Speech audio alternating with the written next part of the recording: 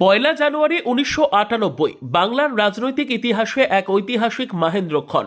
এই দিনেই মমতা বন্দ্যোপাধ্যায়ের হাত ধরে জন্ম নিয়েছিল মামাটি মানুষের স্বপ্নের দল সর্বভারতীয় তৃণমূল কংগ্রেস। তাই এই দিনটিকে মর্যাদা দিয়ে সর্বভারতীয় তৃণমূল কংগ্রেসের 29তম প্রতিষ্ঠা দিবস উপলক্ষে বনগাঁ সাংগঠনিক জেলা আইএনটিটিইউসির মুখ্য কার্যালয়ে এক বর্ণাঢ্য অনুষ্ঠানের আয়োজন করা হয়। এদিন সকালে কার্যালয় প্রাঙ্গণে দলীয় পতাকা উত্তোলনের মাধ্যমে অনুষ্ঠানের সূচনা করেন বনগাঁ সাংগঠনিক জেলা আইএনটিটিইউসি সভাপতি নারায়ণ ঘোষ।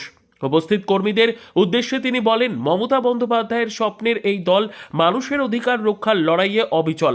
আমরা আজ নতুন করে মানুষের সেবায় নিজেদের উৎসর্গ করার শপথ নিলাম।